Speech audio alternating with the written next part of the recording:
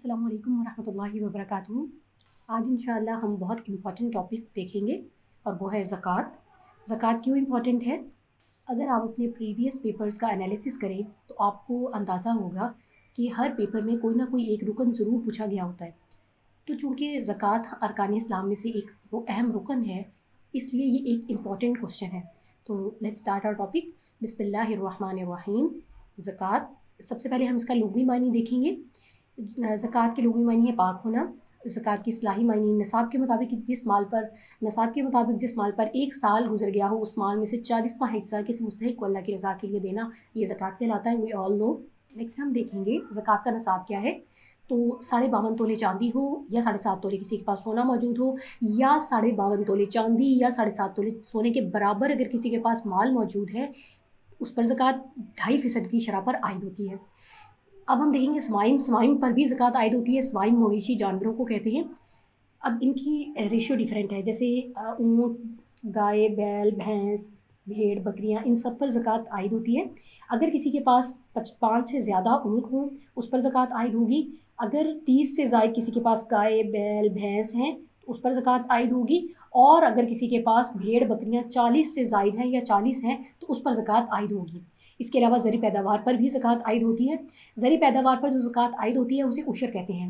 اگر کوئی زمین قدرتی کسی ذرائع سے سیراب ہوتی ہے، جیسے کہ بارش کے پانی سے یا سیلاب سے سیراب ہو رہی ہے، تو اس پر عشر جو عائد ہوتا ہے وہ اس کا 10واں حصہ ہے۔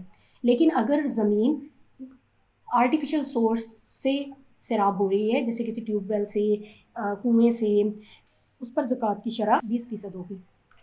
اب ہم دیکھیں گے زکوٰۃ کب فرض ہوئی۔ تو زکوٰۃ 2 ہجری کو فرض ہوئی، لیکن اس زکوٰۃ کی وصولی کا نظام 8 ہجری کے بعد قائم ہوا۔ زکوٰۃ کا اللہ تعالیٰ نے کہاں ہمیں حکم دیا ہے؟ تو زکوٰۃ کی فرضیت کا حکم ہمیں سورۃ توبہ کی آیت نمبر 60 میں ملتا ہے۔ اللہ رب العزت فرماتے ہیں، انما الصدقات للفقراء والمساکین والعاملین علیہا والمؤلفۃ قلوبہم وفی الرقاب والغارمین وفی سبیل اللہ وابن السبیل فریضۃ من اللہ واللہ علیم حکیم۔ اللہ تعالیٰ فرماتے ہیں، بے شک صدقات محض غریبوں، محتاجوں، ان کی وصولی پر مقرر کیے گئے کارکنوں اور ایسے لوگوں کے لیے ہیں جن کے دلوں میں اسلام کی الفت پیدا کرنا مقصد ہو۔ نیز انسانی گردنوں کو آزاد کرنے اور مقروضوں کے بوجھ اتارنے میں اور اللہ کی راہ میں اور مسافروں پر زکوٰۃ کا خرچ کیا جانا حق ہے۔ یہ سب اللہ تعالیٰ کی طرف سے فرض کیا گیا ہے اور اللہ تعالیٰ خوب جاننے والا، بڑی حکمت والا ہے۔ تو اس میں اللہ تعالیٰ نے یہ بھی بتا دیا کہ زکوٰۃ تمام مسلمانوں پر، صاحب حیثیت مسلمانوں پر فرض ہے۔ دوسری بات اللہ تعالیٰ نے یہ بھی بتا دی کہ کن کن کو زکوٰۃ دی جائے گی۔ تو زکوٰۃ کن کن کو دی جائے گی اب ہم یہ دیکھیں گے۔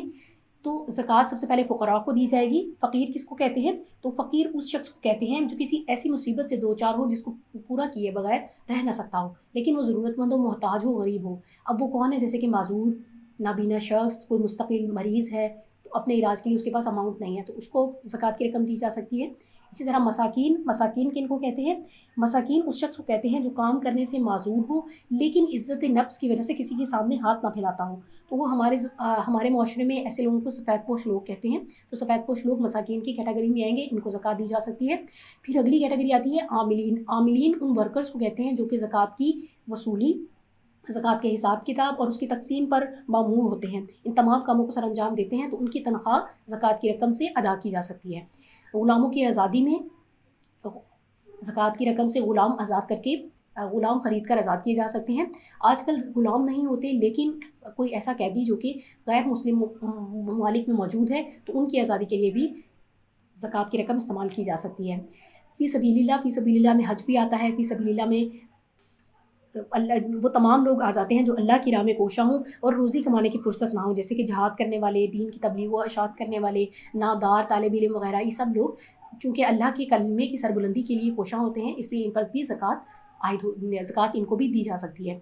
نیکسٹ ابن سبیل ہے۔ ابن سبیل مسافر کو کہتے ہیں، بے شک وہ اپنے گھر میں مالدار ہو لیکن چونکہ سفر کی وجہ سے وہ کسی دوسرے علاقے میں ہو اور وہ اب مال نہ رکھتا ہو تو اس کو بھی زکوٰۃ کی رقم دی جا سکتی ہے۔ مؤلفۃ القلوب میں وہ لوگ آئیں گے جو کہ جنہوں نے نئے مسلمان ہوئے لیکن ان کی دل جوئی کے لیے کہ وہ اسلام سے جڑے رہیں، زکوٰۃ کی رقم ان پر صرف کی جا سکتی ہے۔ اسی طرح غارمین سے مراد وہ مقروض لوگ ہیں جو اپنی کسی جائز ضرورت کو پورا کرتے ہوئے مقروض ہو گئے، کسی ایکسیڈنٹ کی وجہ سے یا کسی اور ریزن کی وجہ سے مقروض ہو گئے، تو ان کا قرض ज़कात की रकम से अदा किया जा सकता है। तो ये थे मसारिफ़ ज़कात जिनको ज़कात दी जाएगी। अब हम ये देखेंगे ज़कात कहाँ नहीं दी जा सकती। तो ज़कात अपने किसी अज़ीज़ व अकारिब को जिसकी कफ़ालत की शरई तौर पर आप पर किसी एक फ़र्द पर ज़िम्मेदारी आयद होती है, उसको ज़कात नहीं दी जा सकती। जैसे बाप के लिए बाप, बेटा, शौहर, बीवी, माँ, तो इन सब पर ज़कात नहीं लगती। फिर इसके अलावा ज़कात और सदक़ात नबी सल्लल्लाहु अलैहि वसल्लम और उनकी आल के लिए जायज़ नहीं थे, और अभी भी अगर कोई सैयद फैमिली से बिलोंग करता है तो उसको भी ज़कात नहीं दी जा सकती। इसके अलावा ज़कात मस्जिद की तामीर के लिए ज़कात इस्तेमाल नहीं की जा सकती। किसी मालदार शख्स को ज़कात नहीं दी जा सकती। अब हम ये देखेंगे ज़कात के मकासद क्या हैं। ज़कात का पहला मकसद ये है कि दौलत की मुनसफ़ाना तकसीम हो, हर तबके तक दौलत सर्कुलेट करे। फिर इफ़रात ज़र का ख़ात्मा हो, सरमायाकारी में इजाफ़ा। सरमायाकारी में इजाफ़ा किस तरह होता है ज़कात से? एक इंसान जब उसको पता है कि मेरी जमाशुदा रकम पर मुझे ज़कात अदा करनी होगी, हर साल मुझे ज़कात अदा करनी होगी, तो अपने माल के ख़त्म हो जाने के खौफ से एक इंसान अपने माल को बिज़नेस में इन्वेस्ट करेगा, जिससे सरमायाकारी मुल्क में सरमायाकारी में इजाफ़ा होगा, और इसी तरह मुल्क की मुआशी तरक्की का सबब भी ज़कात बनती है। इसके अलावा इसका एक मकसद ये है कि दौलत गर्दिश करे, हर तबके तक दौलत सर्कुलेट करे, एक चंद हाथों में मुंजमद होकर ना रह जाए। गुरबत का ख़ात्मा होता है, जहालत का ख़ात्मा होता है। अपने हर जो मुल्क ज़कात के निज़ाम को नाफिज़ करता है वो उस मुल्क में मईशत का इस्तेहकाम होता है, ज़ख़ीरा अंदोज़ी का ख़ात्मा होता है। एक इंसान जब जानता है कि जो हक़ अल्लाह ताला ने उसके माल में दूसरे लोगों का रखा है, जब तक वो अदा नहीं करेगा तो वो उसका माल पाक नहीं हो सकता। तो माल की पाकीज़गी असल में ज़कात के ज़रिए होती है। अब हम ये देखेंगे क्या ज़कात टैक्स है। ज़कात और टैक्स में बहुत बड़ा डिफरेंस है। हम चंद पॉइंट्स देखेंगे, डिफ्रेंशिएट करेंगे इसको। सबसे पहले ज़कात इबादत है, जबकि टैक्स इबादत नहीं है। ज़कात इस्लाम का एक अहम रुकन है, टैक्स इस्लाम का कोई रुकन नहीं है। सिर्फ साहिब निसाब से ज़कात वसूल की जाती है, जबकि टैक्स हर एक से वसूल किया जाता है। ज़कात अल्लाह ताला ने आयद की है, जबकि टैक्स हुकूमत आयद करती है, रियासत आयद करती है। फिर ज़कात गरीबों से जबरन वसूल नहीं की जाती, जबकि टैक्स हर एक से वसूल किया जाता है। ज़कात अल्लाह ताला और बंदे का मामला है, जबकि टैक्स हुकूमत और बंदे का मामला है। ज़कात ना देने वालों का ईमान कमज़ोर होता है, जबकि टैक्स का ईमान से कोई ताल्लुक़ नहीं। रोज़ी आखिरत जवाबदेही होती है अगर कोई इंसान ज़कात अदा नहीं करता, लेकिन टैक्स में दुनिया में जवाबदेही होती है, आखिरत में कोई जवाबदेही नहीं होगी। ज़कात की 2.5% शरह है जो कि मुकर्रर है, जबकि टैक्स की शरह डिफरेंट है और ये रियासत मुकर्रर करती है। ज़कात इंसान खुश दिली से कबूल करता है, खुश दिली से अदा करता है, जबकि टैक्स इंसान टैक्स को अपने ऊपर जुल्म करार देता है। कोई शख्स मकरूज़ है तो उस पर ज़कात नहीं होगी, जबकि टैक्स हर एक को अदा करना होगा। आकिल और बालिग होना टैक्स की अदायगी के लिए ज़रूरी नहीं है, जबकि ज़कात के लिए आकिल और बालिग होना ज़रूरी है। ये कुछ पॉइंट्स हैं जो हमने देखे ज़कात और टैक्स में, क्योंकि बहुत सारे लोगों को ये गलत फहमी लाक हो जाती है कि ज़कात और टैक्स एक ही चीज़ है। फिर अब हम ये देखेंगे ज़कात के फ़ायदे क्या होते हैं।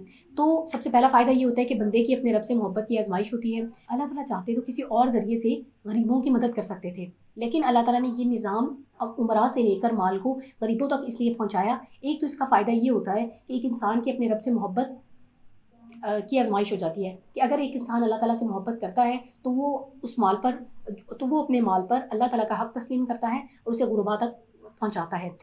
तो इस तरह एक बंदे की अपने रब से आज मोहब्बत की आजमाइश हो जाती है। फिर इंसान की बुखल की सिफ़त ख़त्म हो जाती है। फिर जो नेमत अल्लाह ताला ने एक बंदे को अता की है, जब वो उसको उसके हक़दारों तक पहुँचाता है तो असल में वो अल्लाह ताला की अताअत करता है। तो अल्लाह ताला की अताअत असल में उसकी नेमत का शुक्राना होती है। फिर गुरबा और मसाकीन की दादरसी होती है। एक इंसान का माल पाक हो जाता है, फिर उसको सवाब हासिल होता है। फ़र्ज़ एक इंसान पर आयद होता है, वो अगर उस फ़र्ज़ को अदा करता है तो ये एक फ़र्ज़ की अदायगी भी होती है। फिर अब हम ये देखेंगे ज़कात के अखलाकी और रूहानी असरात क्या हैं। सबसे पहला असर ये होता है कि उसका माल पाक हो जाता है, उसको इत्मीनान क़ल्ब नसीब होता है। फिर अल्लाह ताला की खुशनुदी हासिल होती है। एक इंसान जब ज़कात अदा करता है तो उसके अंदर से लालच, हिर्स, बुख़्ल, कंजूसी, दुनिया की मोहब्बत, माल की मोहब्बत, इस तरह की बहुत सारी बुराइयाँ उसके नफ्स से उसके अंदर से निकल जाती हैं। तो जिसकी वजह से उसका नफ्स पाक होता है, उसमें उसे इत्मीनान क़ल्ब नसीब होता है और फिर वो अपने माल को जायज़ मकाम पर इस्तेमाल करने के काबिल हो जाता है। फिर उसको नेकी हासिल होती है। अल्लाह ताला अपनी किताब में फरमाते हैं लन तनालुल बिर्रा हत्ता तुनफ़िक़ू मिम्मा तुहिब्बून, कि तुम तब तक नेकी के उस मकाम तक नहीं पहुँच सकते जब तक तुम उस चीज़ को अल्लाह की राह में ख़र्च ना करो जो तुम्हें महबूब है। तो जब इंसान अल्लाह की राह में माल ख़र्च करता है तो असल में वो अपनी महबूब चीज़ अल्लाह की राह में ख़र्च करता है, तो उसे नेकी हासिल होती है। फिर ज़कात के कुछ समाजी असरात होते हैं, हम वो देखेंगे। सबसे पहला फ़ायदा ये होता है कि दौलत गर्दिश में आती है, चंद हाथों में नहीं रह जाती दौलत। پھر چند ہاتھوں میں ارتکاز دولت میں کمی آ جاتی ہے، جرائم میں کمی آ جاتی ہے، سرمایہ کاری میں اضافہ ہوتا ہے، گداگری بیگنگ کا سلسلہ ختم ہوتا ہے. جب لوگوں کی ضروریات پوری ہو جاتی ہیں تو وہ بیگنگ کی طرف نہیں آتے ہیں، تو اس طرح بیگنگ کا سلسلہ ملک سے ختم ہو جاتا ہے. بے روزگاری میں کمی آ جاتی ہے. اب ہم یہ دیکھیں گے نظام زکوٰۃ کی بہتری کے لیے کچھ تجاویز. تو سب سے پہلے ایک یہ کہ زکوٰۃ کلیکٹرز، عاملین زکوٰۃ ہوتے ہیں، ان کا ایماندار ہونا بہت ضروری ہے. وہ ایماندار ہوں، دیانتدار ہوں، اللہ تعالیٰ کا خوف رکھتے ہوں، اس بات کا ہونا بہت ضروری ہے. پھر دوسرا ایک پراپر سسٹم ہونا چاہیے زکوٰۃ کی وصولی کا اور زکوٰۃ کی کلیکشن کا اور زکوٰۃ کی ڈسٹریبیوشن کا. پراپر کچھ رولز پر بیسڈ ایک کمیشن بنایا جانا چاہیے جس کے مطابق زکوٰۃ ادا کی جا سکے. اس کے علاوہ زکوٰۃ اکٹھی کرنے کے نظام میں بلا احتساب ہونا چاہیے، پراپر چیک اینڈ بیلنس ہونا چاہیے. اس کے علاوہ زکوٰۃ خرچ کرنے کے لیے درست جگہ کا انتخاب ہونا چاہیے کہ درست ان مصارف، وہ جو 8 مصارف ہم نے دیکھے تھے ان میں سے کوئی ایک ہو جو کہ ضرورت مند ہو، اور جب ہم اس کو رقم دیں زکوٰۃ کی تو اس کی وہ ضرورت پوری ہونی چاہیے. چند روپے دے کر اگر کوئی انسان زکوٰۃ کی مال کو ڈیوائڈ کر کے سب لوگوں کو بانٹ دیتا ہے تو یہ جائز نہیں ہے، یہ درست نہیں ہے، یہ درست طریقہ نہیں ہے. اس فرد تک جس کو زکوٰۃ دی جائے کم از کم اس کی ضرورت ضرور پوری ہونی چاہیے. اتنی رقم اس کو زکوٰۃ میں سے ضرور دینی چاہیے تاکہ اس کی ضرورت پوری ہو جائے. اگر اس نے کوئی علاج کروانا ہے تو اس کا علاج ہو جائے. اگر وہ بے روزگار ہے، اس نے اپنا کوئی تاکہ وہ روزگار کھول سکے، تو اتنی رقم اس کو ضرور دی جانی چاہیے. اس کے علاوہ جہاں سے زکوٰۃ اکٹھی کی جائے وہیں پر خرچ کی جائے. جس علاقے سے اکٹھی کی جا رہی ہے اسی علاقوں کی فلاح و بہبود کے لیے خرچ کی جانی چاہیے. تو یہ تھے کچھ پوائنٹس جو کہ ہم نے دیکھے. امید کرتی ہوں آپ لوگوں کے لیے یہ ہیلپ فل ٹاپک ہوا ہوگا. جزاکم اللہ خیرا کثیرا. السلام علیکم ورحمۃ اللہ وبرکاتہ.